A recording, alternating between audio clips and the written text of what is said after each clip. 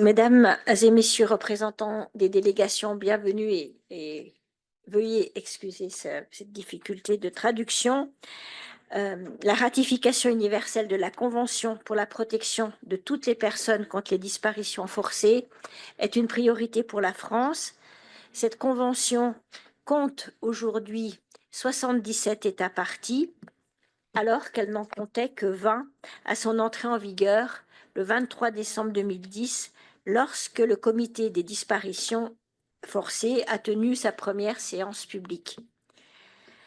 C'est encore trop peu et notre responsabilité collective est de mettre tout en œuvre pour que cette convention devienne universelle. Les disparitions forcées peuvent constituer un crime contre l'humanité au titre du statut de Rome de la Cour pénale internationale. Cette convention offre à tous les États un moyen de mettre un terme à cette pratique par des mécanismes de prévention, de protection et de lutte contre l'impunité. Les conséquences de ces crimes dépassent nos frontières. Les laisser perdurer interroge notre rapport au respect de l'intégrité et de la dignité humaine. La réalité est que le crime de disparition forcée demeure une pratique dans toutes les régions du monde et une pratique systématique dans certains États. Ce qui s'est produit en Syrie ces dernières années en est la terrible illustration. La déclaration d'intention que revêt la signature de la Convention n'est pas suffisante pour rendre les mécanismes de cette Convention pleinement effectifs. Seul un engagement juridiquement contraignant permet de s'attaquer aux cas individuels et aux pratiques de disparition forcée systématique grâce à des mesures proactives d'enquête et de réaction. La portée de cet engagement est fondamentale puisqu'il permet de criminaliser et de sanctionner cette pratique en droit interne, de reconnaître le droit à la vérité et à la réparation pour les proches des disparus et de mettre en œuvre des mécanismes ad hoc. Cette convention instaure une coopération internationale indispensable en matière d'entraide judiciaire. Je cite, la plus large possible, ou de traitement et collecte des données. Elle prévoit dans son article 10 que les États parties peuvent détenir des personnes soupçonnées d'avoir commis un crime de disparition forcée. Dans son article 11, que les États parties assurent à toute personne le droit de dénoncer les faits. Cette coopération ne peut produire tous ses effets et être pleinement efficace que si cette convention est ratifiée par le plus grand nombre possible d'États. Les États parties s'engagent à coopérer avec le comité des disparitions forcées dont ils élisent les experts. Il accomplit un travail essentiel pour lutter contre la prévalence de cette pratique dans nos sociétés, accompagne et assiste les États dans la mise en œuvre des mécanismes de la Convention. Par la ratification, un signal fort est envoyé aux responsables de ces crimes. Il n'y a pas d'impunité. La France est engagée sur la voie de l'universalisation de cette convention en menant des démarches conjointes avec l'Argentine auprès des États n'ayant pas ratifié cet instrument. En 2024, 5 États issus de 3 continents différents, l'Afrique du Sud, le Bangladesh, la Côte d'Ivoire, la Pologne et la Thaïlande, ont ratifié ce texte. Nous saluons cette décision et les encourageons à se mobiliser dans leurs régions respectives pour que d'autres États suivent leur exemple. Un travail est nécessaire de notre part pour accompagner les États sur cette voie en leur offrant une assistance technique, souvent indispensable pour qu'ils s'approprient et puissent transposer en droit interne les mécanismes juridiques mis en place. Ne perdons pas l'objectif des 100 États parties d'ici la fin de cette année. C'est un défi ambitieux, mais ce congrès, avec le succès qu'il connaît, nous offre l'occasion de mobiliser et de sensibiliser toutes les parties prenantes pour que cette violation inacceptable des droits de l'homme ne soit pas passée sous silence. Nous le devons aux victimes et à leurs proches. Ces actes ignobles qui arrachent des individus à leurs proches, qui plongent des communautés dans l'incertitude et dans la douleur, n'ont pas la place dans nos sociétés. Pour les prochaines années, l'universalisation de la Convention reste l'une des priorités de la France aux côtés de nos partenaires et nous espérons pouvoir compter sur l'engagement de tous les États dans cet objectif commun. Je vous remercie et je vais passer la parole à Monsieur Carlos Maria Fora Dauri, représentant permanent d'Argentine à Genève. Merci beaucoup. Muy buenos días a todos. La Argentina, al igual que los demás países que alentamos la ratificación de la Convención contra las Desapariciones Forzadas, agradece a todos aquellos que hicieron posible la realización de este Congreso y de este panel. Pero creer que la Convención es una cosa del pasado, que solo busca abordar la memoria y no tiene nada que ver con el presente, es un mito que quiero ayudar a disipar con mi intervención. En mi región tenemos un ejemplo muy claro de un régimen político que, alejado de cualquier pretensión de mostrarse democrático, se ha erigido en una brutal y sanguinaria dictadura que encarcela, que tortura y desaparece a los miembros de la oposición. En este momento la Argentina tiene un ciudadano suyo, Nahuel Gallo, detenido en un lugar incierto, separado de la familia, que vive en la incertidumbre y sufrimiento de no conocer su paradero. El régimen reconoció que se encuentra en su poder, no permite las garantías mínimas previstas en la Convención para la Protección de las Personas contra las Desapariciones Forzadas, ni acceso a un abogado, ni acceso a la justicia, ni contacto con los familiares, ni conocer la evidencia en la que se funda su detención, ni el lugar de su detención, la autoridad que controla esa detención, ni tampoco quien la ordenó. Nahuel Gallo tiene un niño de 2 años y una pareja que no sabe del paradero de su padre. Tiene una pareja que ahora debe sostener íntegramente y en soledad a la familia y llevar adelante con valentía en Venezuela las averiguaciones para las cuales no tiene respuesta, porque nadie se anima a oponerse al régimen. Nahuel Gallo ingresó por motivos familiares con el visado correspondiente. Sin embargo, la República Bolivariana de Venezuela se niega a garantizar las condiciones mínimas de garantía de derechos humanos, incurriendo así en el trato cruel, inhumano y degradante para con él, para con su hijo y para con su familia. Argentina no está sola. Muchos otros países han tenido las mismas experiencias con el régimen venezolano, decenas de desapariciones forzadas en situaciones análogas. Sin embargo, en la Organización de Naciones Unidas hay un silencio atronador. El día en que desapareció por unos instantes en forma forzada en Venezuela María Corina Machado, las Naciones Unidas lanzó una campaña sobre discursos de odio, nunca más inoportuno. A menos que haya respuestas claras y contundentes de condena por parte de cada uno de nuestros países a este régimen de terror, la deslegitimación será irreversible. No es posible sostener al mismo tiempo un discurso requiriendo la adhesión universal a la Convención, cuando Venezuela ha adherido a ella y no hay una respuesta firme del derecho internacional para frenar la atrocidad de los sucesos que allí están ocurriendo.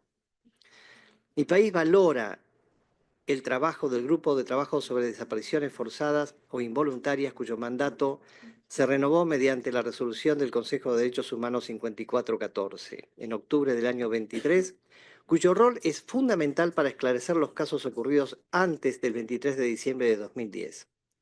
Ahora bien, sería trascendente que el Comité contra la Desaparición Forzada cumpla con su mandato. Para ello también necesitamos la universalización de la Convención. Lamentablemente, el número de estados que aceptan que el comité reciba y examine comunicaciones individuales, es decir, artículo 31, y el 27, su competencia para recibir y examinar comunicaciones interestatales, artículo 32, es mucho menor al de las ratificaciones registradas. Esta situación es inquietante y reveladora. Argentina invita y seguirá buscando más ratificaciones que evidentemente son urgentes. La Argentina quisiera cerrar esta comunicación haciendo un llamado a una reacción fuerte y clara de la comunidad internacional, especialmente a los convocados aquí. El silencio no es una opción. La hora de la defensa de los derechos humanos es hoy y depende de cada uno de nosotros. Muchas gracias.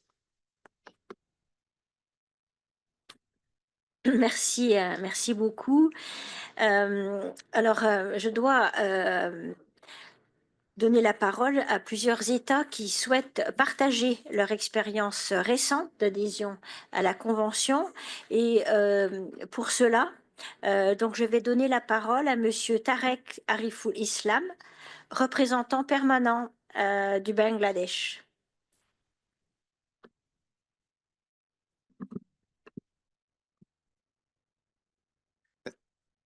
Thank you very much, and good morning to all the distinguished participants. I would like to begin by thanking Our Excellency Ambassador Isabel Rome of France and His Excellency Ambassador Carlos Mario Foradori of Argentina for organizing this first ever World Congress on Enforced Disappearances, and we welcome your initial remarks. I'm honored to be invited to this distinguished panel, and I hope the success stories that we are going to share today will create a motivation for other member states to become party to the Enforced Disappearance Convention. And in the process, it will help eradicate this scourge from the face of the earth. And I'm looking forward to listening to my other fellow panelists. Now, today I'd like to give a brief account of our experience with enforced disappearance, our accession to the convention, and some subsequent developments. Now, how it came into being. So you might be knowing that last July and August, we had a student uprising, a mass movement in Bangladesh, and the government, they were toppled, and a new interim government took office on 8th of August. So right after the new government took office, they ratified, they became a party. They acceded to the Enforced Disappearance Convention, and the date was 30th of August. So between 8th and 30th, so it's barely 3 weeks. So we did the accession in a record period of time, and we became the 76th state party to the Enforced Disappearance Convention. And why this hurry, and why the 30th of August, if you may ask? So it was a deliberate decision to do the accession on 30th of August, because that is a very special day. That is the International Day for Victims of Enforced Disappearance. And we thought that there cannot be a better opportunity to become a party on this very special day.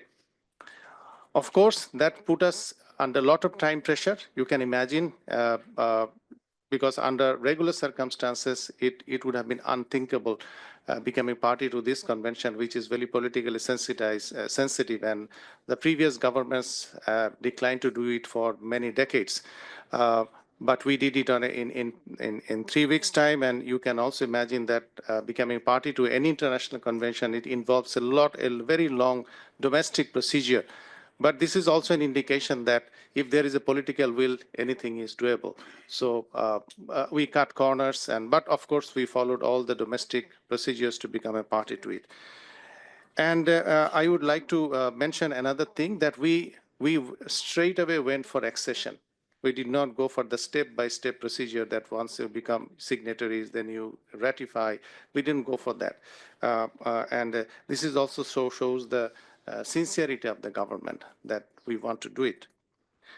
Now I'd like to reflect briefly on the history of enforced disappearance. And we do not have a long tradition of enforced disappearance, except for a few cases in 1971 when we had our War of Liberation, and a few cases in 1972 and the subsequent years, but the number was very small. Now you may ask, why now? Why are we doing it? What was the compulsion? So it was after a prolonged pause since 1972 that the phenomena of enforced disappearance re-emerged in 2009. And it persisted until last year. For last 15 years, it was because there was a repressive fascist regime in my country. And it was that government's systemic failure.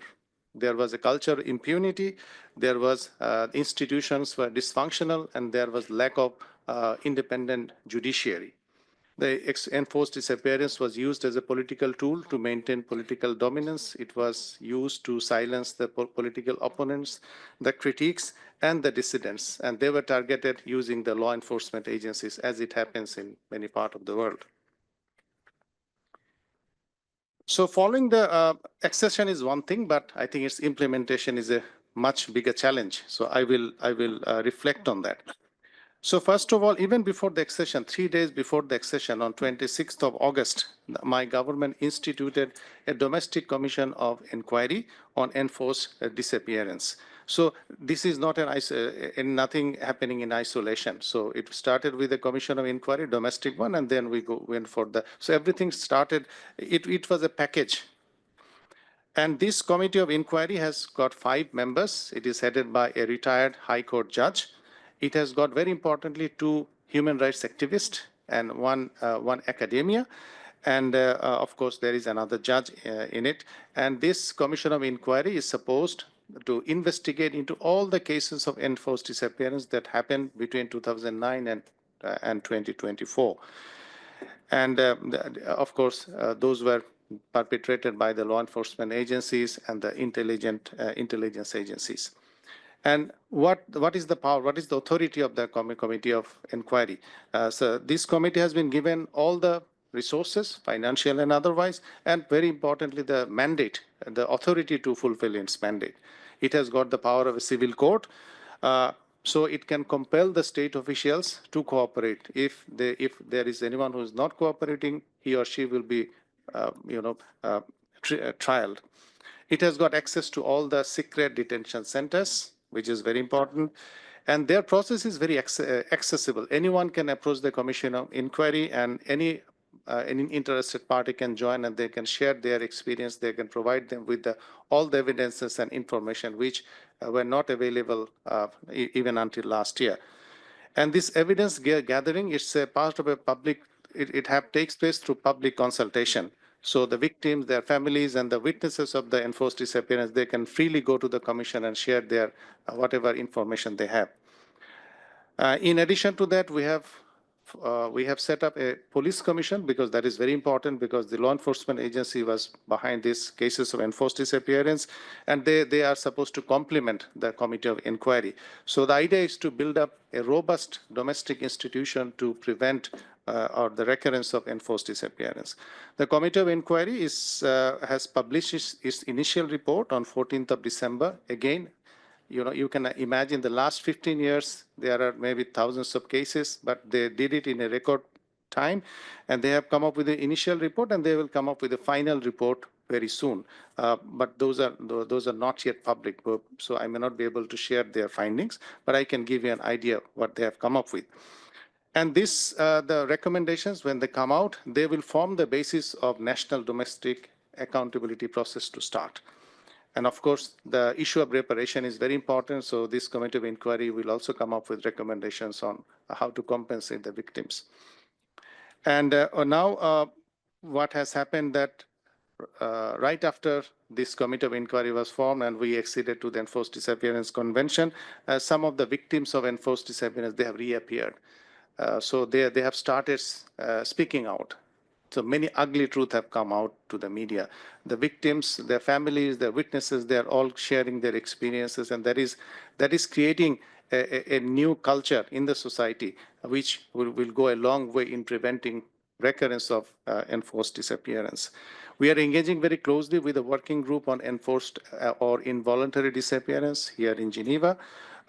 We are trying to look into the cases. We have a caseload of 76. We are trying to bring it down because many of the victims have reappeared. The working group has been asking for a country visit for how many years, I don't know, but we have agreed, and sometime this year they're supposed to go to my country and do their work. So these are the developments, and now I would like to look into the how this accession can be transposed into our domestic law, because there are a lot of lackings in our domestic law. I can mention a few. Like our criminal law currently lacks the specific provisions for addressing the cases of enforced disappearance. So it has not yet been criminalized in our domestic mechanism. Of course, in the penal code, there are issues. There are provisions for wrongful restraint and wrongful confinement, kidnapping, and abduction. And of course, there is a penal code procedure through which proper investigation and prosecution of these crimes can be done, but there is no witness protection law. So that is a big weakness we have in our system. So we have taken up a lot of obligations by becoming a party to the convention.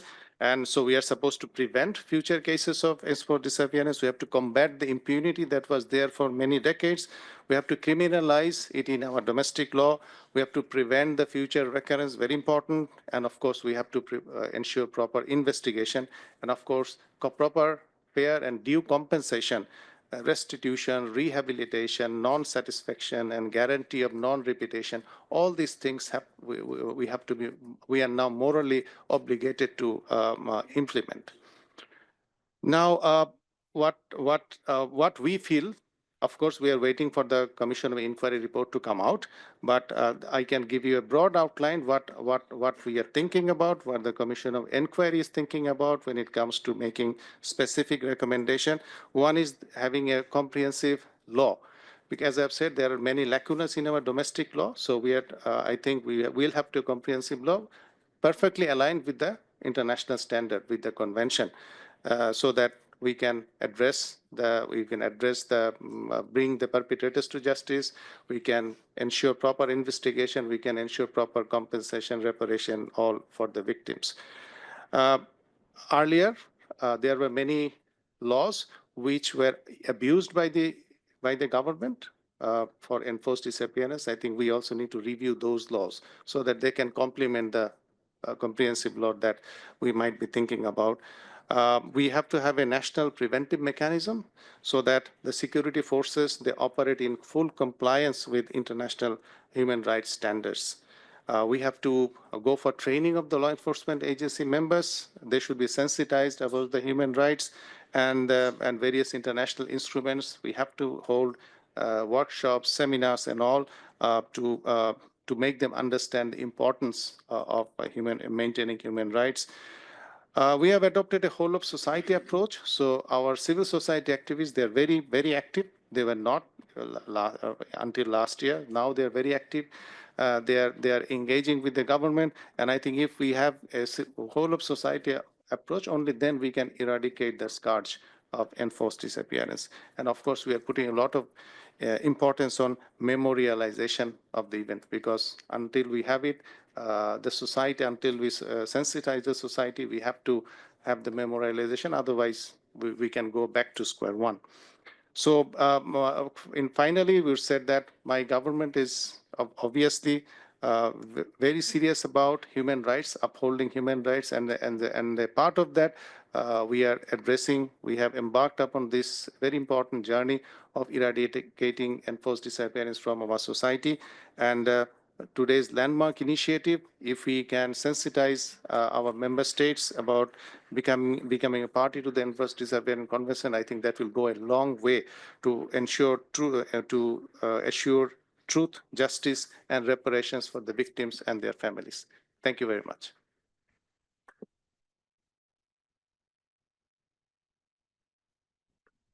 Merci, Monsieur Islam, pour cette présentation. Je crois que vous devez partir. Est-ce qu'il y a une question à poser à Monsieur Islam dans la salle avant qu'il ne parte? I've just got a comment, not a question, rather. A comment, okay. Firstly, I want to congratulate. Microphone, I will help. Thank you. Firstly, I want to congratulate Mr. Ferrado. Is that better? Say who you are. Oh, yes. Sorry. I'm Zafar Ahmed. I'm chairman of Kashmir Campaign Global, based in London. We're an international organization fighting for human rights across South Asia. Firstly, I want to congratulate Mr. Ferrado for this wonderful Congress that we have organized as the first one, and I hope there are many to come. this kind of gives us hope, especially being a victim of an illegal occupation of India since last 75 years. This is the only hope and mechanism that we have to highlight the atrocities that are taking place in our motherland. So really, thank you for providing this platform. My comment, I just wanted to congratulate Mr. Nizam for forming the new government and signing this convention. We really want to be thankful for the people of Bangladesh for supporting the human rights causes across the globe, especially for Kashmir, even though I know you guys have that turmoil. So I'm looking forward for their contribution in this place. Thank you. Je vais donner maintenant la parole à Madame Bafou Dieng, conseillère de la Gambie. Thank you very much, Your Excellency, Excellencies, distinguished delegates.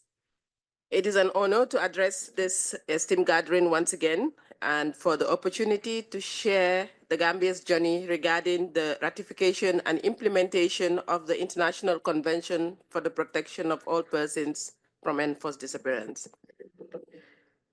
On 28th of September 2017, the Gambia, under the leadership of His Excellency President Adama Barrow, ratified the convention after 9 months in power.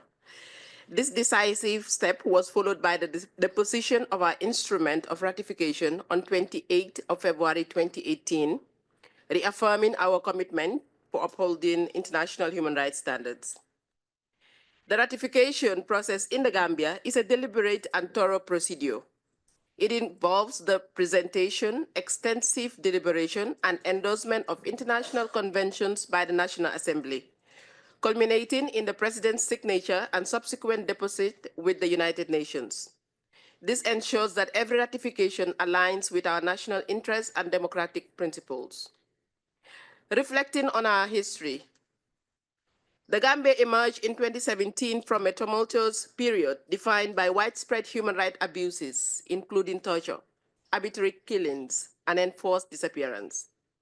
As aptly described by our First Minister of Justice during the transition, it was a time when fear ruled the nation for over 2 decades. Families dreaded that midnight knock on their doors, which often took their sons and husbands away. Civil servants went to work every morning saying goodbye to their families as if it might be the last that they would be seen. For returning home was never a certainty. Torture was widespread and routine. Enforced disappearances of political opponents and journalists were the order of the day. Summary executions and targeted killings were carried out without consequence. Ordinary citizens spoke of their leaders only in whispers within the 4 walls of their bedrooms. Even the judiciary was not spared, as judges and other judicial officers were summarily dismissed without regard for the law. This vivid description not only captures the gravity of the situation, but also underscores the resilience of the Gambian people and their determination to break free from this dark chapter of our history. It serves as a reminder of why our commitment to the International Convention to the Protection of All Persons from Enforced Disappearance is also crucial as we strive to ensure that such atrocities are never repeated. Against this backdrop, the ratification of the CED marked a turning point in the Gambia's history, as it underscored our collective resolve to confront and address these grave violations, ensuring they are never repeated. Excellencies, the ratification and the full implementation, of course, is not without challenges. However, as we ventured in the road to full implementation, the systemic dismantling of state institutions under the previous regime left a legacy of fragility. And to overcome this, the Gambia has embarked on a comprehensive constitutional, legal, and institutional reforms to align with international standards on justice and human rights. In these efforts, we've received numerous supports, and the support of key institutions has been invaluable. The Convention Against Torture Initiative has conducted several capacity building sessions with policymakers, the National Assembly, the judiciary, and other stakeholders. These sessions have enhanced technical expertise and fostered a deeper understanding of the Convention's provisions. Additionally, the International Coalition Against Enforced Disappearances have also played an instrumental role in advancing and advocating for the ratification and effective implementation of the Convention. Their efforts have contributed to raising awareness and building capacity within the Gambia to address these grave human rights issues. The Institute for Human Rights and Development in Africa, based in Banjul, has also provided critical support, particularly in training civil society organizations on implementing the recommendations of the Truth, Reconciliation and Reparations Commission in line with torture and enforced disappearance cases. As well, the National Human Rights Commission plays a critical role in monitoring government actions and continuously reminding the authorities of the need for the full domestication of the International Convention for the Protection of all persons from enforced disappearances, including the constant reminder for government to establish a national preventive mechanism. This independent oversight has been instrumental in holding the government accountable and reinforcing our collective commitment to human rights and justice. From 2017 to 2024, our transitional justice process focused on fostering social cohesion, national reconciliation, and building democratic foundations. This process has been instrumental in addressing the systemic failures of the past and ensuring the respect of human rights for all. The Gambia has demonstrated its commitment to the implementation of the International Convention and by pledging yesterday to establish a comprehensive legislation and a national action plan by March 2026. We have also submitted our initial report on the implementation to the Committee on Enforced Disappearances in line with the convention and are set to be reviewed in March, and we look forward to the recommendations. Furthermore, in line with the implementation of the TRRC recommendations, the state remains steadfast in its pursuit of accountability to address past human rights violations and ensure justice for all. Excellencies and distinguished delegates, the fight against enforced disappearances requires a collective global effort, and on behalf of the Gambia, I urge all states that have not yet done so to take the critical step of signing and ratifying the vital convention, because by doing so, we reaffirm our shared humanity and our determination to eradicate the suffering caused by this heinous practice, and together, we can build a future where enforced disappearances are consigned to history and human dignity is protected by everyone. I thank you.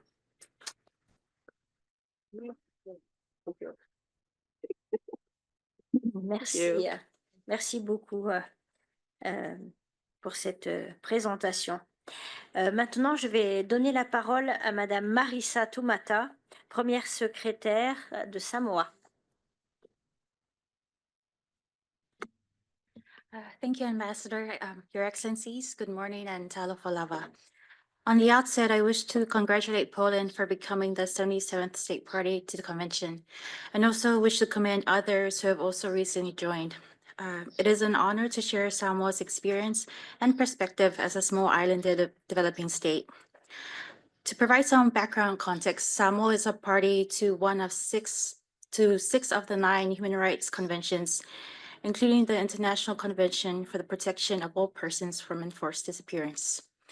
We signed the convention on 6th of December 2007, when the convention was first opened for signature in Paris, alongside 58 other states, and Samoa ratified the convention without reservations on the 27th of November 2012, as it was consistent with government policy towards supporting international efforts to promote and protect fundamental human rights. Noting as well, in 2011, during our first Universal Periodic Review, one of the recommendations we received was to ratify the convention. At the moment, Samoa is one of 2 Pacific Island countries who are a state party to CEDI, and Samoa has no reported cases of enforced disappearances. It is our hope that more from our region would join, given the importance in fulfilling our international human rights obligations, but recognizing also enforced disappearances remain a prevalent and significant issue in other parts of the world. By ratifying the convention, we affirm to the international community Samoa's commitment not only to the rule of law, but also the protection and promotion of human rights, and ensure that 1, no one shall be subjected to enforced disappearance, and 2, no exceptional circumstances whatsoever, whether a state of war or threat of war, internal political instability, or other public emergency may be invoked as justification for enforced disappearances. For Samoa, the provisions of an international instrument must be domesticated or translated into national law before the legal obligations of said international instruments can be implemented. Thus, prior to becoming a party to an international human rights instrument, the government of Samoa must assess its ability to fulfill all obligations of the convention, especially reporting and financial obligations, as well as to undertake a legislative compliance review to determine whether there was a need for legislative amendments to existing laws or the enactment of new legislation. When we ratified the convention, there was no specific legislation in place to ensure compliance with the convention's obligations. However, it was determined that Samoa was in a position to adequately meet its obligation under the CEDI without drafting new legislation, as our current laws appeared sufficient to enable domestication. For example, the Constitution of Samoa guarantees the fundamental right to life and personal liberty for every person in Samoa, and the International Criminal Court Act of 2007, in which crimes against humanity is an offense liable upon conviction and to be punishable by life imprisonment. Samoa is a small island developing state, and we experience such challenges, for example, the lack of resources, limited data collection and statistics, limited capacity and technical assistance required to progress the implementation of human rights obligations, including reporting. Therefore, to ensure a more permanent and structured approach in our reporting and implementation of human rights, Samoa established through the Cabinet Directive the National Mechanism for Reporting, Implementation, and Follow-up in 2016.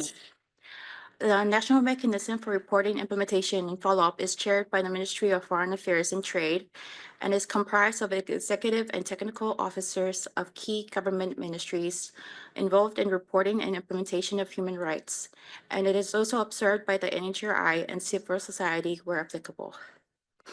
To assist the work of the national mechanism, Samoa also developed CEDI, which is an online tool and open to access by the public that is designed to track recommendations and its implementation across all treaty bodies and human rights mechanisms. CEDI compiles information of the human rights works conducted both by the NGOs and by government and development partners, and links all implementation to our international human rights obligations, the Sustainable Development Goals, and key performance indicators of our national development strategy. Reporting burdens, fatigue, high personnel turnover are problems that are common in the region and among small island developing states. Samoa developed CEDI to alleviate this issue, and its operating program, Impact OSS, is now being rolled out throughout the Pacific region to assist Pacific Island countries in the work on human rights. Also later this year, Samoa is expected to present to the Committee on Enforced Disappearances following the submission of our initial report in 2023. It is through our National Mechanism for Implementation, Reporting, and Follow-up, the use of CEDI, and support from the Commonwealth Secretariat that enables Samoa to be the first Pacific island to submit its initial report. We encourage states in this instance to leverage the assistance on offer, either by the Commonwealth Secretariat for members of the Commonwealth or CEDI, the Convention Against Enforced Disappearances Initiative, to support ratification and implementation of the convention. Samoa also remains available for any small state wishing to learn more from our experience. To conclude, what sets out Samoa from Pacific neighbors is our Samoa, or Samoan way of life. At the core of Samoa is our family and where we draw our strengths from. While we may be small, we do reaffirm our commitment to the fundamental principles enshrined in the Convention and express solidarity for everyone affected. We stand steadfast in our support for the elimination of enforced disappearances worldwide. Thank you.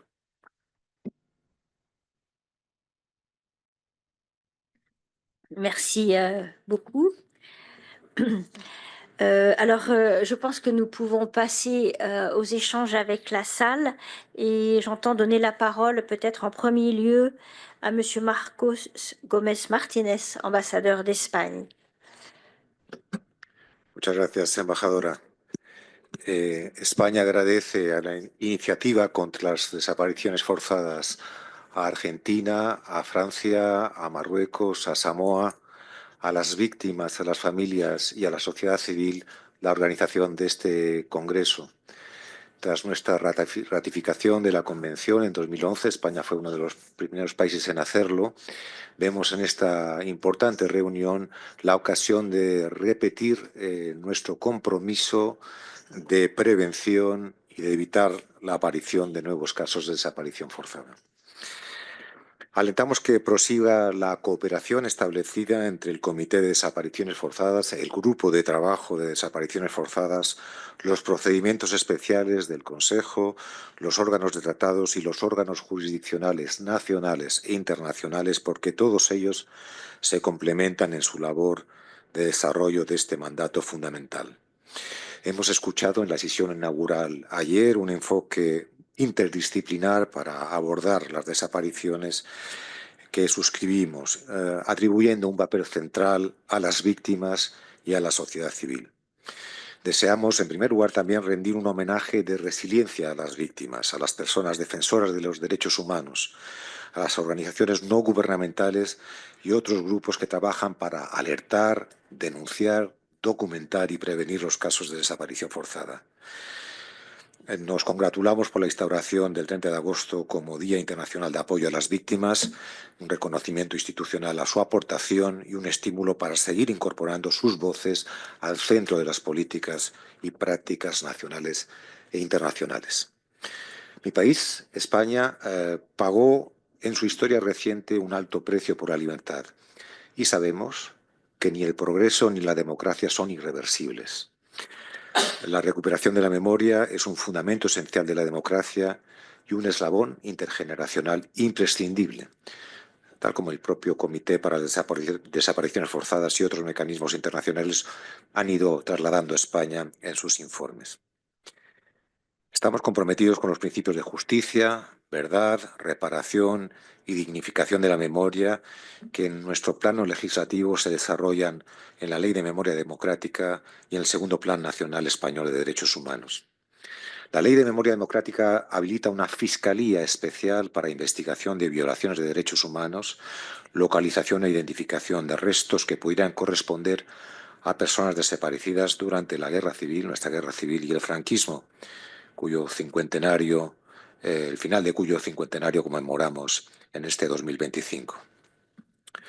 Los poderes públicos están llamados a reconocer a quienes padecieron persecución o violencia para evitar la repetición de cualquier forma de violencia política o totalitarismo, reforzando la cultura de paz a través de la educación en colaboración con asociaciones de víctimas, familiares y sociedad civil. Pero como de manera elocuente decía el embajador de la Argentina, las desapariciones no son, por desgracia, solo cosa del pasado. Las vemos hoy en los fenómenos migratorios, en catástrofes naturales, en conflictos bélicos y también en contextos de represión política y de violencia de género. Mi país, también como un caso de buena práctica que queremos compartir, suscribió en el año 21 un convenio con la Cruz Roja en materia humanitaria y de identificación de cadáveres, buscando dar una respuesta a las familias de personas desaparecidas y contribuir a mitigar las profundas heridas que la desaparición de una persona deja en sus entornos. Venimos asimismo apoyando los esfuerzos del relator especial sobre ejecuciones extrajudiciales, cuya presencia saludo, para establecer protocolos especializados en investigación de feminicidio, exigir responsabilidades y ayudar a prevenir este horrendo crimen. Lo último que me queda es animar a los Estados a ratificar la Convención de Desapariciones Forzadas. Nos hace Estados más dignos el proceder a esta ratificación y mantener una acción concertada y decidida contra este flagrante crimen. Muchas gracias.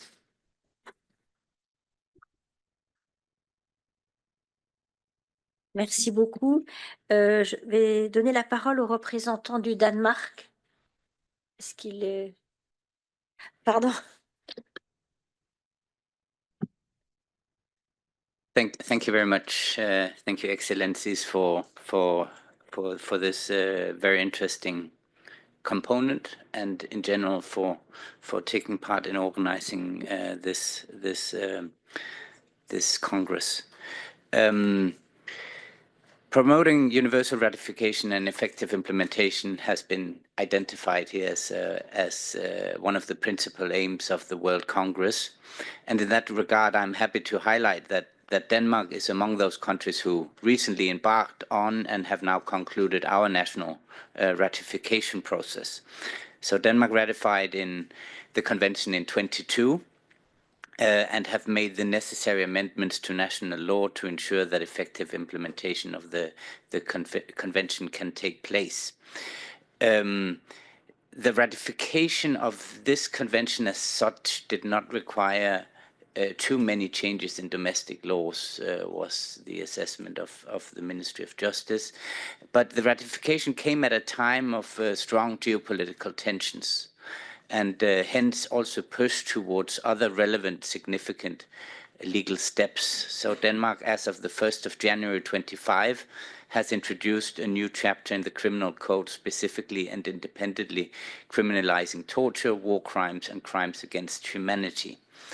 So while all of the international crimes were already criminalized in Danish law for a long time, the government wanted to make crystal clear in the current conditions that Denmark has a strong focus on ensuring efficient prosecution of the gravest international crimes, also at home. The Danish authorities are now in the process of preparing our report to the committee on enforced disappearances, and I can report today that the preparations are advancing well. We're looking forward to that dialogue with the committee, including the interactive dialogue and concluding observations. And when we have been through our process, we are obviously very happy to share our experience with other states. And equally, in the spirit of this learning exchange, we are very interested in listening to the experience from those who have very recently delivered their reports and been through this initial exchange, you can say, after having ratified. And I would like to use this occasion also to congratulate and voice our support to the many stakeholders, states, organizations, victims involved in making the Congress a reality. And in that regard, I have another relevant reflection on energizing the work and achieving more ratifications and better implementation. Denmark, together with a group of other core states, has been leading a similar initiative regarding the Convention on Torture, the so-called Convention Against Torture Initiative, CEDI, which is the initiative that my distinguished colleague from the Gambia also mentioned recently, that they had achieved an element of technical support from that initiative.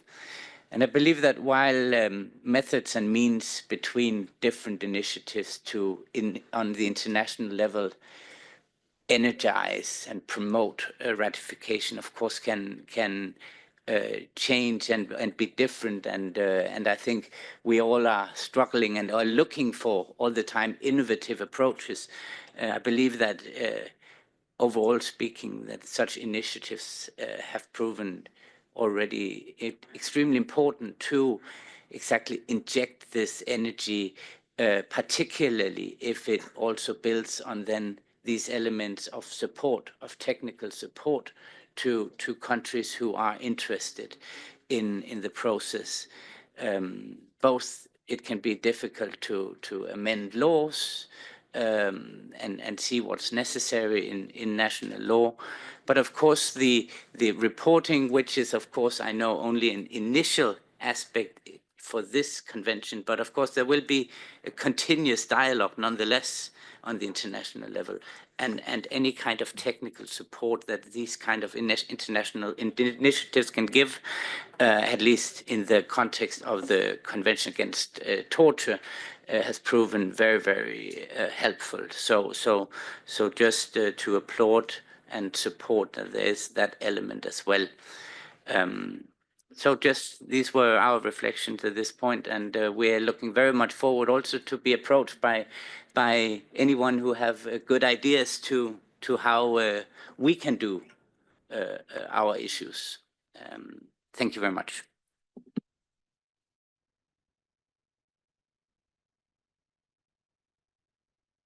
Merci, pour ce partage. Vous vouliez dire quelque chose, madame? Alors, je devais pardon. Avant de donner la parole, je voulais juste céder la parole au sénateur Dietrich, qui représente les Parliamentarians for Global Action, et ensuite je donne la parole aux autres États. Thank you very much. First of all, my compliments for organizing this first World Conference. I think it's very important. I'm representing Parliamentarians for Global Action. We are a non-partisan international network of about 1,100 members of parliament, legislators, people's representatives from about 140 parliaments around the world. And we are promoting peace, democracy, rule of law, human rights, gender equality, international justice, and we mobilize our members of parliament to realize these goals.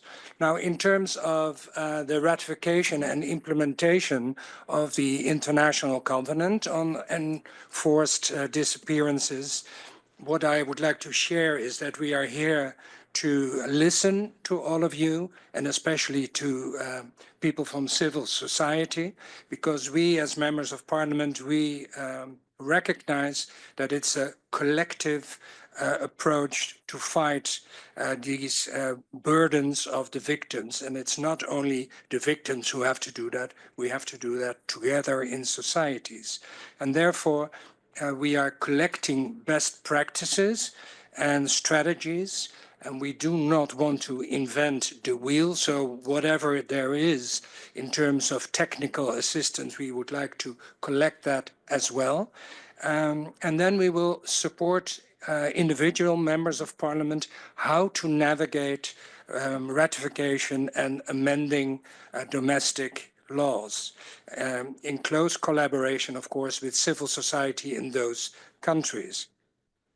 I'm a senator in the Netherlands, and in my country, we have different ways of ratification of international treaties or covenants. We have the silent approach, and that's actually that if the parliament doesn't respond within 30 days, then the treaty that has been negotiated upon by the government is approved. But we also have an explicit, debatable approach of international covenants.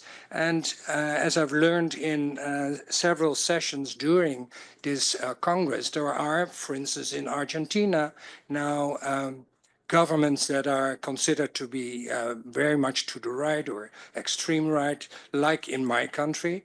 And what we see is that several of these covenants have a very political aspect to it. And some of these far-right governments are actually not very supportive of multilateral organizations, international covenants. So one of the approaches in my country is that we now, whenever there is a convention or treaty presented to Parliament, that we will have debates and that we will have a vote on these laws that are actually approving the treaties, so that people realize that it's not only the government that has been negotiating, but also people's representatives are supportive of the values in those covenants.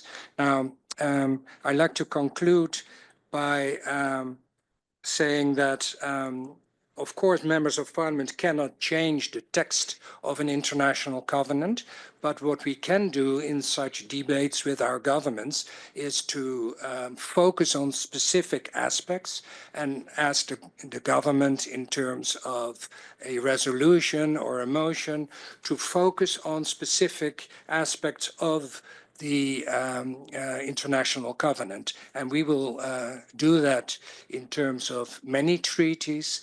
And therefore, I think it's very important that we have the input of all of you for PGA, Parliamentarians for Global Action.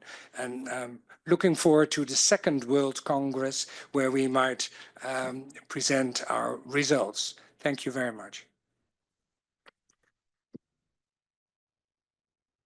Merci beaucoup. Alors, plusieurs États ont demandé la parole. Je précise que Madame Alban Prophète, qui est la secrétaire du comité des disparitions forcées, est présente et donc je l'en remercie. Alors, j'ai l'Afrique du Sud qui souhaite prendre la parole.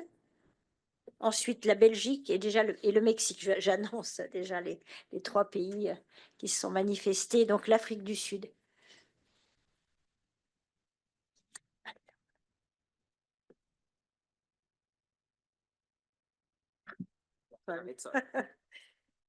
Merci beaucoup. Thank you very much to Samoa, France, Argentina, and Morocco for giving us this opportunity to share our experiences today. As you know, we're a relatively new states party, so we're very excited to be with you here today. In terms of sharing our experiences towards ratification, I think the first thing to say is context is everything. And I think we've heard that from a number of speakers already.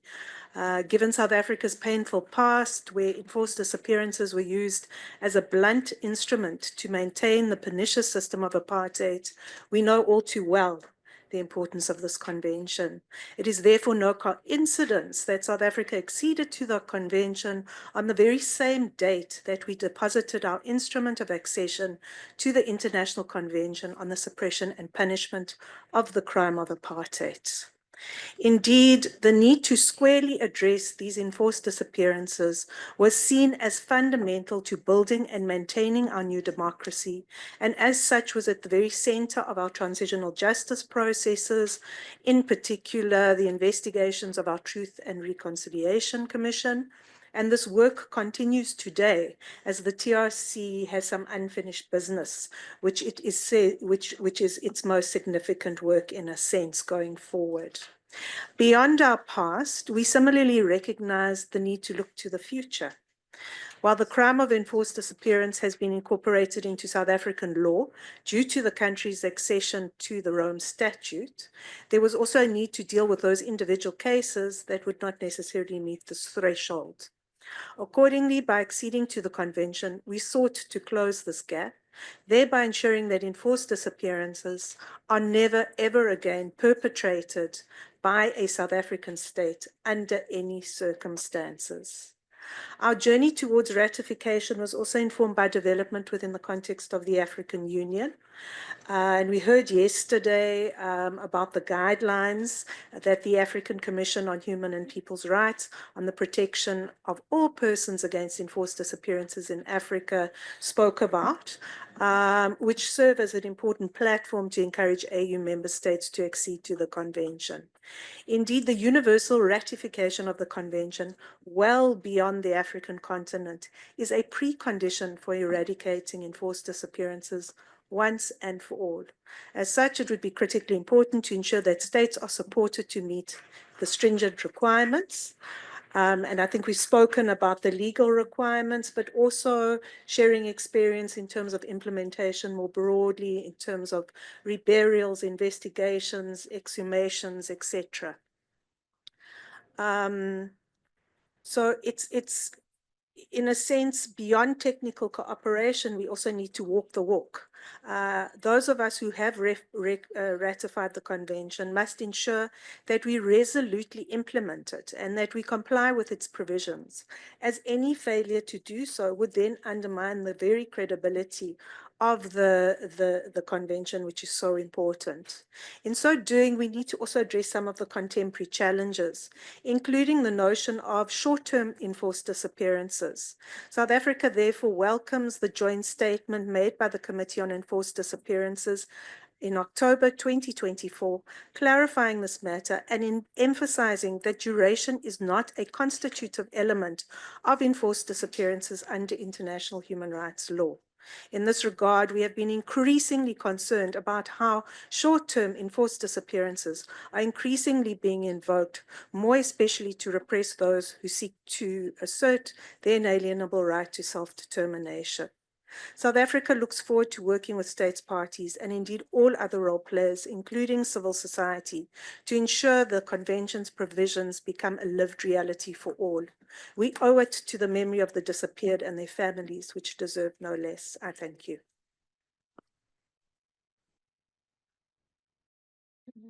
Merci, merci beaucoup. Je vais donner maintenant la parole à la représentante de la Belgique. Thank you. I'm Veronique Joosten, the Human Rights Director in the Belgian Ministry of Foreign Affairs. But when we ratified the convention over a decade ago, I was actually responsible for the file in our MFA. And I wanted to share briefly some experiences. And I wanted to pick up what my Danish colleague said on the technicality and the need for technical assistance, because the concept of enforced disappearance is not well known, at least in my own country. And when I was dealing with the file, even within the ministry, I regularly had to explain what an enforced disappearance is. And now, a decade later, when I was informing people that I was attending this Congress, I again got that question. So I think that's something that we all need to put our efforts into the public at large to inform them about this issue. And then, of course, the ratification, we really needed also help. And I found an ally and a colleague in the Ministry of Justice, because it's actually mainly the experts on the criminal code and adaptations that you need to do there.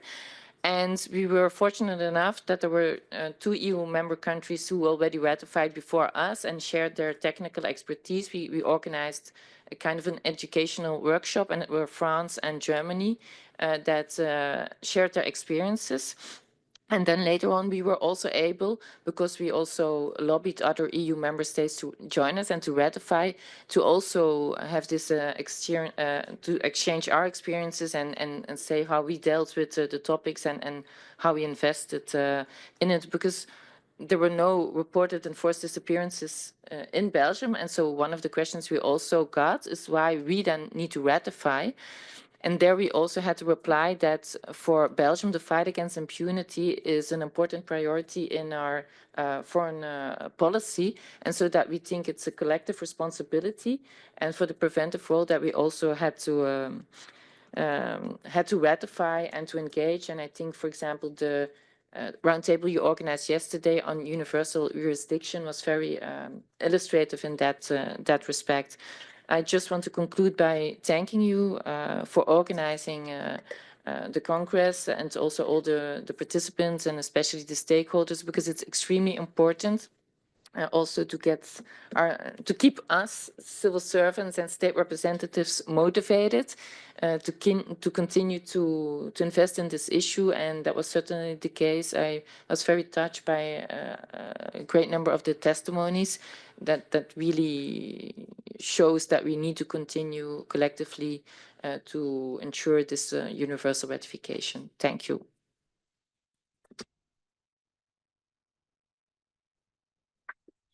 Merci pour ce partage. Il y a plusieurs demandes de prise de parole, donc si je peux me permettre de vous demander de faire des interventions brèves, sinon toutes les personnes qui souhaitent s'exprimer ne pourront pas le faire. Donc je vais donner maintenant la parole au représentant ou à la représentante du Mexique. Bonjour, merci beaucoup por la parole. Buenos días, muchas gracias a todos y a todas. Agradecemos a los organizadores por este diálogo y a los colectivos de búsqueda y a familiares por su presencia. La búsqueda de personas desaparecidas es una prioridad para el Estado mexicano. Participamos en este Congreso reconociendo los desafíos y las tareas pendientes en materia de búsqueda de personas y combate a la desaparición forzada. Con relación a la temática de este panel, sobre la ratificación e implementación de la Convención, México tiene una vasta experiencia que estamos dispuestos a compartir con otros estados a fin de promover la ratificación de la Convención. Nosotros ratificamos la Convención en 2008. Desde entonces hemos mantenido una cooperación constante con el Comité contra la Desaparición Forzada, ya que fuimos el primer país en sostener un diálogo constructivo en 2018 y fuimos también el primer país en ser visitado por el Comité. y en 2023 sostuvimos un segundo diálogo con el comité y somos el único país que ha realizado este ejercicio de diálogo constructivo en 2 ocasiones. De estos intercambios hemos avanzado en concretar acciones en la prevención y atención de las violaciones a los derechos humanos que representan las desapariciones de personas. El Estado mexicano reitera su política de apertura al escrutinio internacional y de colaboración con los mecanismos internacionales de derechos humanos, lo cual contribuye a la protección y promoción de los derechos humanos de las personas y a su vez fortalece el sistema internacional de derechos humanos. Igualmente reiteramos el reconocimiento y solidaridad a los familiares de personas desaparecidas y los colectivos de búsqueda. Y muchas gracias.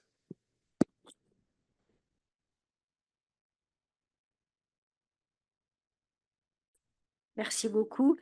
Je vais céder la parole à Monsieur Abderrazak Rouane, expert marocain du CAT.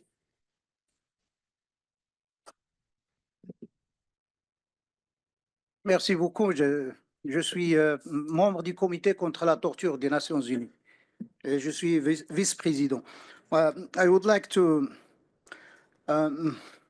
recall the complementarity that exists between other mechanisms, especially the CAT, the Committee Against Torture, the SPT, the Subcommittee on the Prevention of Torture, and also the Special Rapporteur on the Promotion of Truth and Justice.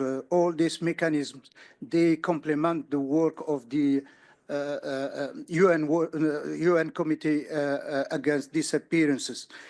In the CAT, we have to deal with the issue of forced disappearance at 2 levels.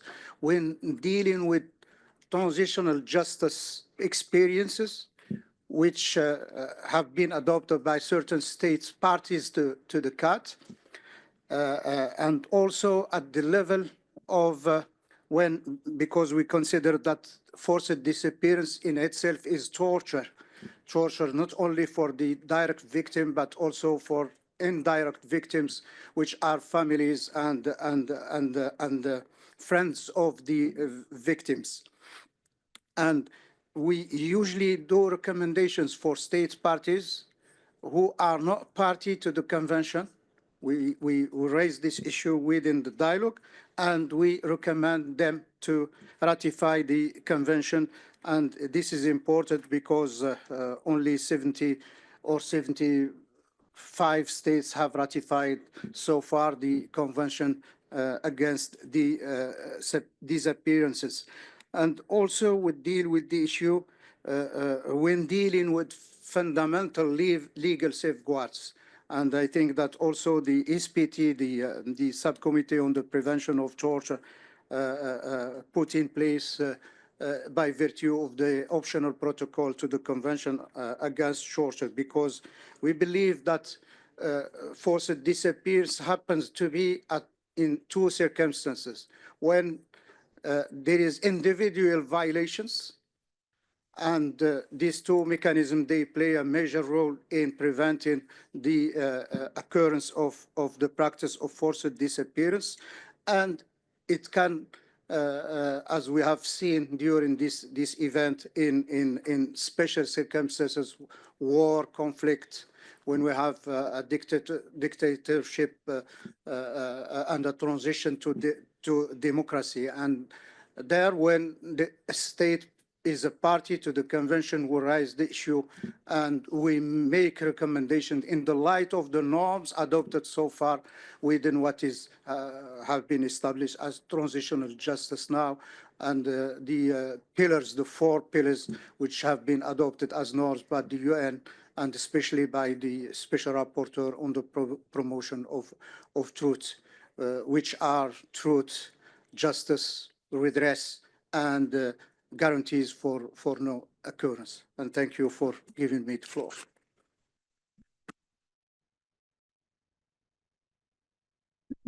Merci pour ce partage. Je vais donner la parole à Monsieur Luciano Azan. Thank you very much. I'll go in Spanish. Muchísimas gracias por esta oportunidad de participar en esta importantísima reunión. Creo que es una de las reuniones más importantes de este Congreso. Venimos de muchos años de un muy lento avance en las ratificaciones de la Convención. Yo he sido miembro del grupo de trabajo sobre desapariciones forzadas por 2 periodos y también antes 2 periodos del Comité contra la Desaparición Forzada. Me ha tocado conversar con muchos de ustedes, con muchos representantes de estados, tratando de explicar la importancia de la ratificación universal.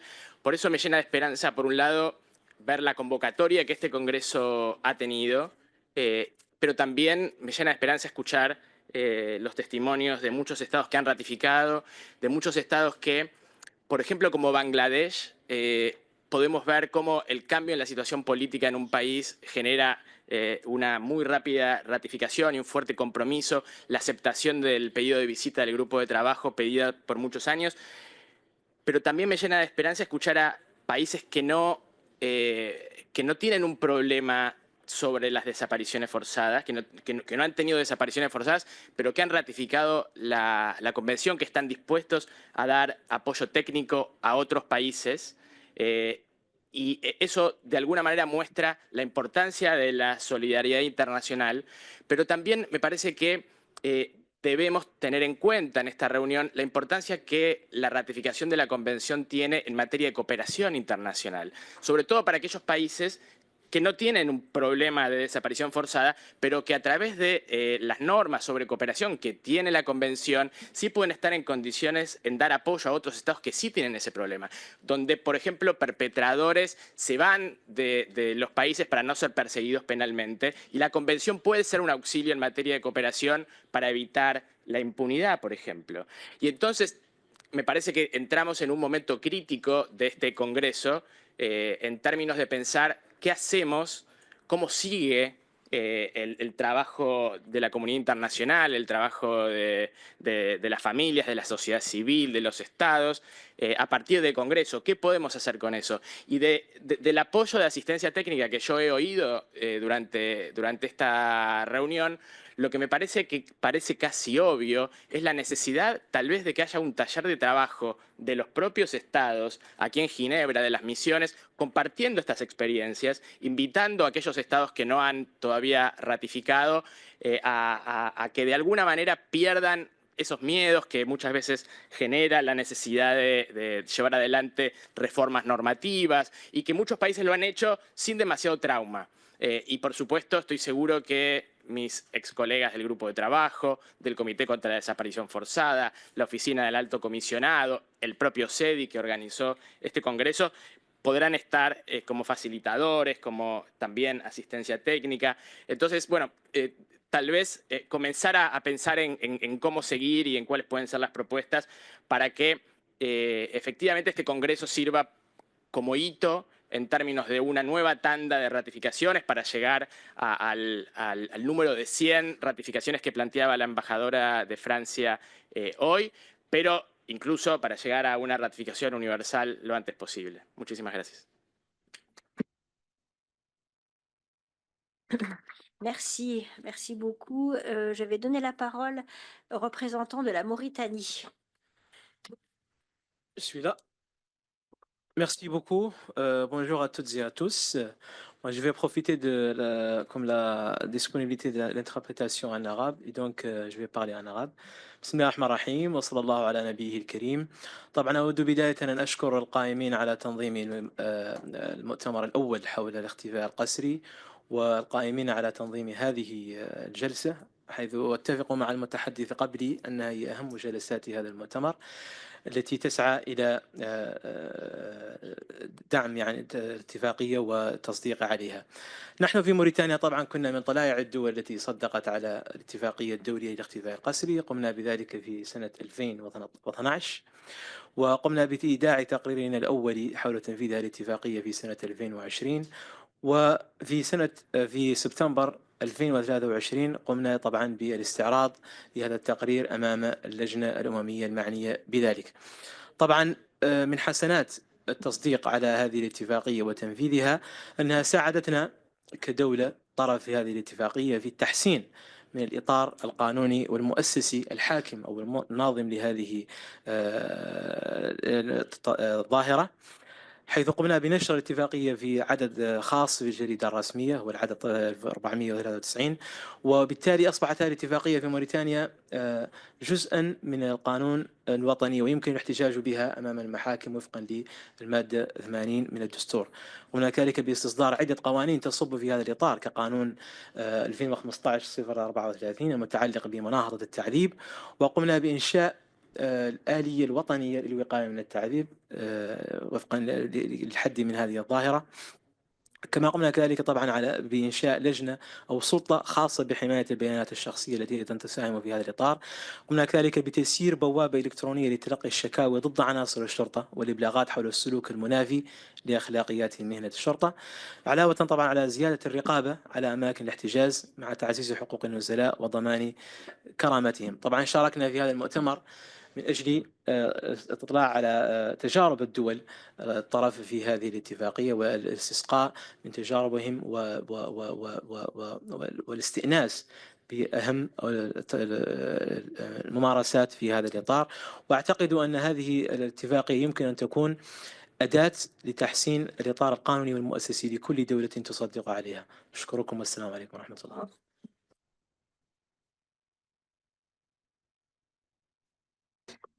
Merci. Merci pour votre intervention. Je vais donner la parole à Madame Alban Prophète, qui est la secrétaire du comité des disparitions forcées. Et je rappelle qu'il est 12h28 et que nous devrons terminer à 12h40. Merci beaucoup. Thank you very much. Thank you to all of you to be present today and yesterday as well. It's really an honor to count with your presence. No, I just wanted to recall what kind of support you can expect from the Secretariat, from the committee and from OHCHR in general regarding the ratification, but also the implementation of the convention. There is a guide that was published like 2 years ago on becoming a party to the International Convention for the Protection of all persons from enforced disappearance that explains the notions of the convention very quickly and how to ratify, what are the preliminary requirements in case there is any to ratify.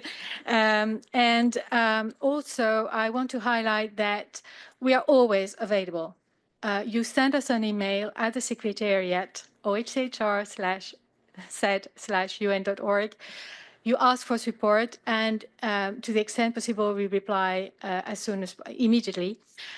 Be it to reply to specific questions or to organize trainings, interactions, clarifications. We've had many examples of bilateral meetings, of online trainings, online clarifications, replying to parliaments, to other state organizations, state institutions, etc., on very specific issues or more generally speaking. There is also the capacity building program at OHCHR that has a part of its activities related to the ratification of treaty bodies, including CEDI, of course, and also for the reporting process, etc. And we can, of course, put you in contact with the capacity building program to develop these kind of things.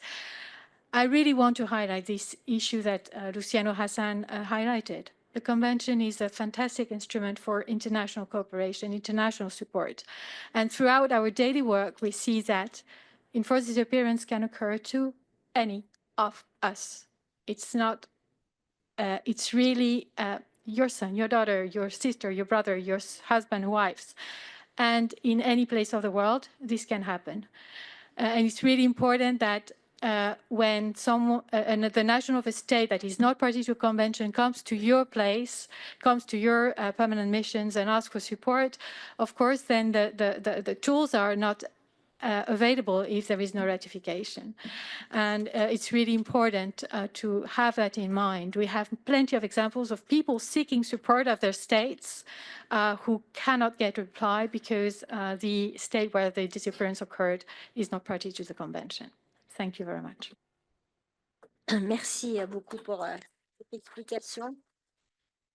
Je vais donner la parole à Monsieur Maurice Tidball-Bins, spécial rapporteur sur les exécutions extrajudiciaires. Muchas gracias, señora presidenta, y felicitaciones por este excelente momento de esta importante conferencia. Me sumo a la palabra del distinguido representante que tomó la palabra unos minutos antes en destacar que esta sesión es entre las más importantes de esta conferencia. Y quisiera complementar lo que mencionaron Luciano Hassan y Alban Profet en materia de implementación de la Convención.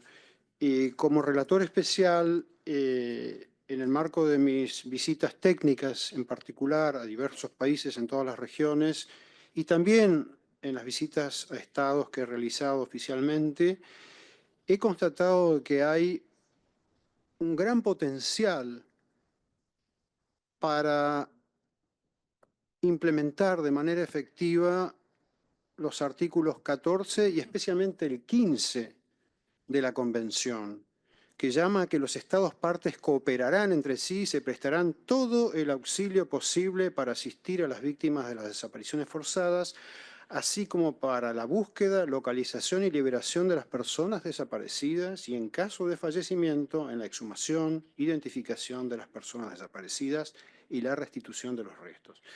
En ese sentido, aplaudo el compromiso del Estado brasilero presentado por su excelencia el embajador da Silva Nunes ayer, ofreciendo justamente el apoyo de Brasil en materia de asistencia técnica forense a Estados partes en sus esfuerzos de búsqueda, recuperación e identificación de personas desaparecidas.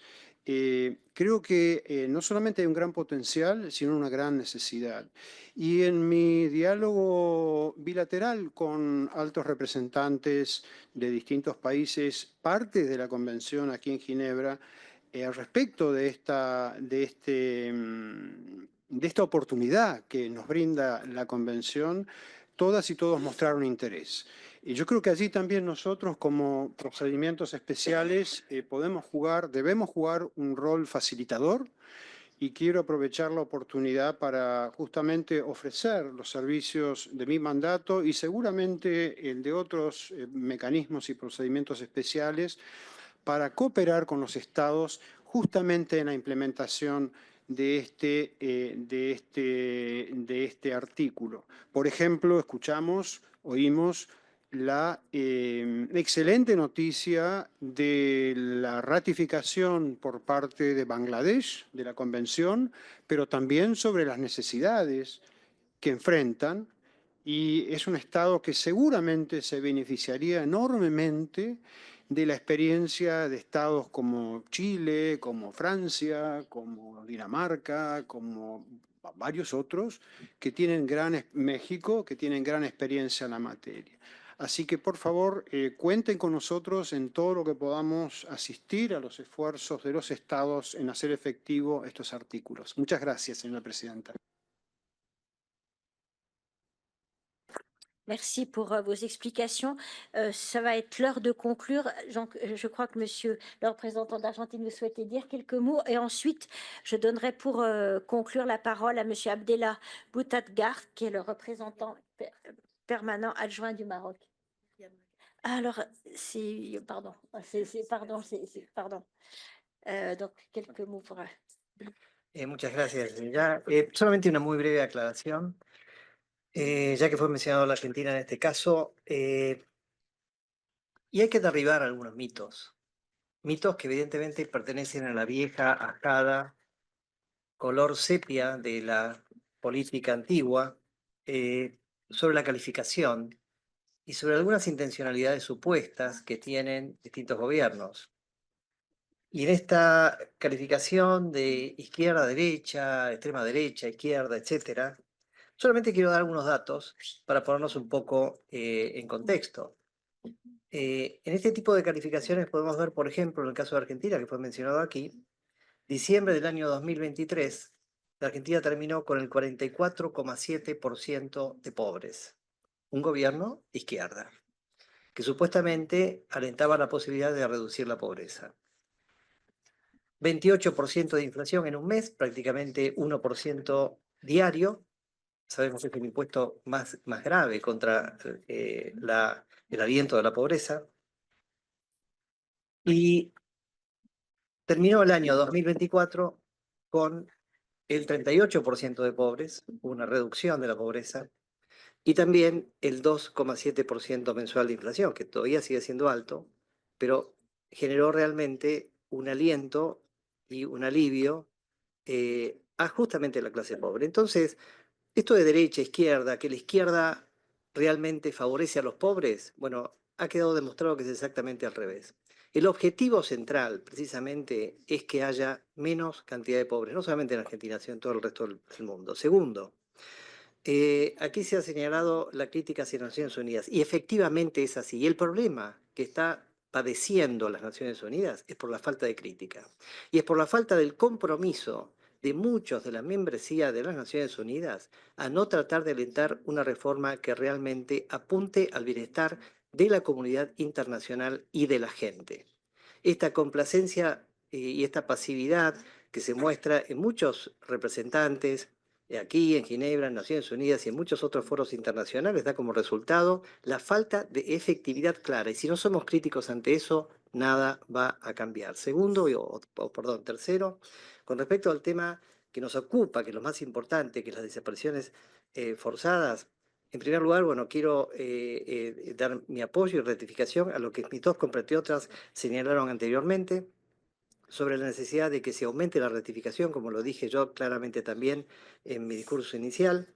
Pero también quiero señalar con este tema lo siguiente, y justamente combinar estas cuestiones, izquierdas y derechas, y por lo menos veamos y pasemos un vistazo a lo que está sucediendo en nuestra región.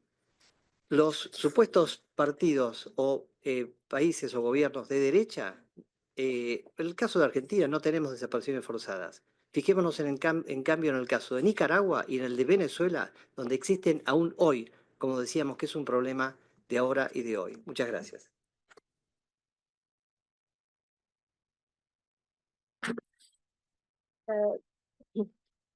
Je vais donner la parole donc à Madame la représentante du Maroc. Simplement, je dois nous présenter les excuses aux autres personnes qui avaient demandé la parole, et notamment des personnes représentant la société civile. C'est dommage, mais nous devons vraiment arrêter à 12h40. Donc, je donne la parole au Maroc. Je vous remercie, Excellence. Je vais essayer d'être brève. Excellencies, distinguished delegates, ladies and gentlemen, as we bring this enlightening panel discussion to a close, I wish to express my heartfelt appreciation for the meaningful contributions of every participant. Our exchanges today have underscored the critical importance of the universal ratification and implementation of the International Convention for the Protection of All Persons from Enforced Disappearance. This convention is more than a legal framework. It is a shared moral commitment that reaffirms the universal principles of human dignity, justice, and accountability. The testimonies and experiences shared during this session have been both inspiring and instructive. From accounts of progress made in prevention and accountability to reflections on challenges yet to be overcome, we have seen how collaboration and solidarity can lead to tangible results. These examples remind us of the transformative power of collective action and the necessity of maintaining a united front against this heinous violation of human rights. As a core state to the Convention Against Enforced Disappearances initiative, the Kingdom of Morocco is steadfast in its commitment to the fight against enforced disappearances. At the center of this commitment lies an unwavering dedication to align national policies and practices with international standards. Morocco has demonstrated this through active cooperation with mechanisms established under the Convention, underscoring its resolve to uphold its principles. On the national level, Morocco has reinforced its legal and institutional frameworks to protect individuals from enforced disappearances. The Kingdom's efforts include strengthening investigative mechanisms to address allegations, providing critical support to victims and their families, and ensuring that justice is served in cases of violation. The National Human Rights Council plays a pivotal role in these efforts by fostering cooperation between national stakeholders and international bodies, promoting accountability and raising awareness about the importance of addressing this issue comprehensively.